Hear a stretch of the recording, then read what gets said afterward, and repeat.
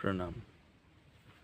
आध्यात्मिक क्षेत्र में बहुत सारे वीडियोस हम देखते हैं, पर सभी वीडियो का निचोड़ यही है आध्यात्मिक क्षेत्र में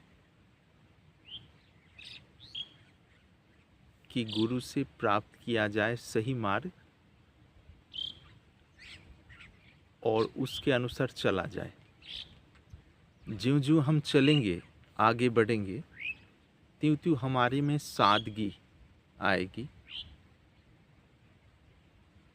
सहज सदाचार जीवन में दिखेगा और ताजगी अपने आप झलकेगी व्यवहार में, बनावटी नहीं, असली। यह है मुख्य बात। अक्सर हम भ्रमवश आध्यात्मिकता मतलब कुछ आडंबर, कुछ रीत रिवाज, इसे ही मान लेते हैं। कई बार ज्ञानपंथी जो हैं, ज्ञान मार्ग पर चलने वाले, वे लोग शास्त्र से पढ़ा हुआ जो ज्ञान है उसे ही आध्यात्मिकता मान लेते हैं और उस ज्ञान के आधार पर दूसरे की परख करने में लग जाते हैं कि सामने वाला व्यक्ति कहाँ तक जानता है। हमारी जानकारी के अनुसार उसकी जानकारी कितनी अधिक है या कम है, उसी के अनुसार सामने वाले व्यक्ति के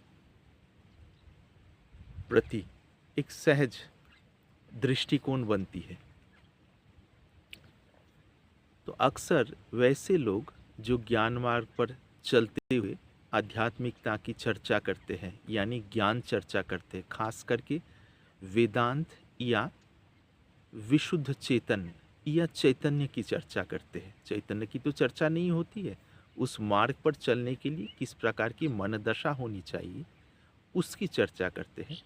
अक्सर पाए जाते हैं जीवन के अंत में रीते राम मतलब कुछ किताबी ज्ञान, उसके आधार पर एक मन में कुछ समझ, अक्सर उस समझ का बोझ मन में ताजगी नहीं ला पाता है और ताजगी नहीं आने के कारण वह व्यक्ति अंदर से परेशान होता है और अंदर से जो परेशान है व्यक्ति दूसरे को परेशान ही तो कर सकता है, सही सरलता के मार्ग नहीं दिखा सकता है। ये अधिकतर ज्ञान मार्ग के लिए भी ये है, लागू है ये बात, योग मार्ग तथा भक्ति मार्ग के लिए और कर्म मार्ग पर भी। तो सदैव अपने को सतर्क होना है। जहाँ से अपने को मार्गदर्शन मिला वह सही जगह है कि नहीं। सही जगह होने से नियम क्या है, 1 वर्ष, 2 वर्ष, 3 वर्ष कोई व्यक्ति सादगी के साथ, सच्ची निष्ठा के साथ चले तो उनकी जीवन में एक ताजगी आएगी।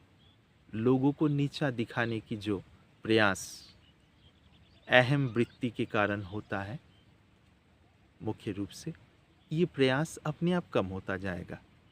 उसके बदले में लोगों के सुख दुख में सहज रूप से मन द्रवित होना शुरू होगा, यानी द्रवित होगा, और वैसी जगह से एक सहज आदान प्रदान।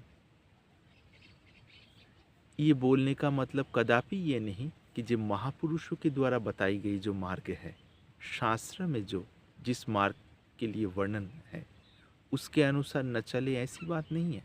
उसी के अनुसार चले और उसी के अनुसार यदि चलना सही सटीक हो, यानी सही हो, तो अपने आप उस व्यक्ति में ये सब लक्षण अपने प्रकट होने लगेंगे। ज्यों-ज्यों आगे बढ़ेंगे मन उतना ही लक्ष्य वस्तु के प्रति तल्लीन होते जाएंगे। वो चाहे सगुण साकार उपासना के मार्ग हो या निर्गुण निराकार ज्ञान के मार्ग हो या विशुद्ध चैतन्य की अनुभूति योग मार्ग के द्वारा हो या कर्म मार्ग से चलते हुए समता की प्राप्ति वाली बात हो, भीतर ताजगी आएगी।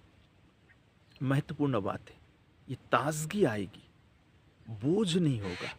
दूसरे के मत को काटने के लिए व्यक्ति व्याकुल नहीं हो जाएंगे, बल्कि उस सरसता में, ताजगी में, मधुरता में डूबते जाएंगे। कल्पना करके नहीं, सहज उस प्रणाली से चलने से ही। प्रणाली यदि सही जगह से प्राप्त हुई हो तो ये विशेष लक्षण है। अक्सर सामने वाले को नीचा दिखाने की प्रयास, बुद्धि की अलग प्रकार की चालबाजी सीख लेना, ये भयंकर रूप से बाधक है। कदापि जिज्ञासुओं को इस प्रकार की चीज़ों में फंसना नहीं चाहिए। जब उनको ये भान हो कि ये भ्रम मात्र है, मुझे गुमराही किया जा रहा है, तब सतर्क होकर वहीं से सही मार्ग ले। और सही मार्ग के चयन यदि करने में किसी प्रकार की दुविधा हो तो दिल से परमात्मा के आगे, सगुन जो मानते हैं भगवान के आगे प्रार्थना करे और अपनी जिम्मेदारी जो जिस उम्र में है उस उम्र के अनुसार जिम्मेदारी निभाए, दिल से छल कपटता किए बिना, सरलता से उस जिम्मेदारी को ही उस समय साधन माने। ऐसे करके चलेंगे और दिल से प्रार्थना करेंगे कि मुझे सही मार्ग बताए, हे परमेश्वर, हे प्रभु, या परमात्मा, या आत्मा, जैसी जिनकी रुचि है, तो उनके सामने सच्चा मार्ग अवश्य प्राप्त होगा, यानी आएगा, और उसी के अनुसार चल के जीवन में निहाल भी हो जाएगा वह व्यक्ति। ये केवल कहने वाली बात नहीं है, हकीकत में है, ऐसा होता है। जिस प्रकार की साधना में दिल की पवित्रता खो जाए या पवित्रता दिन ब दिन न बढ़े, शुद्धता दिन ब दिन न बढ़े, वो साधना है? वो तो कुछ प्रक्रिया है, जो प्रक्रिया पहले से एक असहजता ला रही है।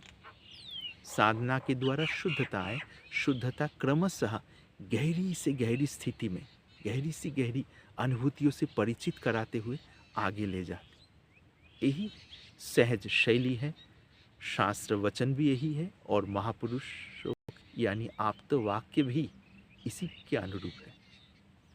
प्रणाम।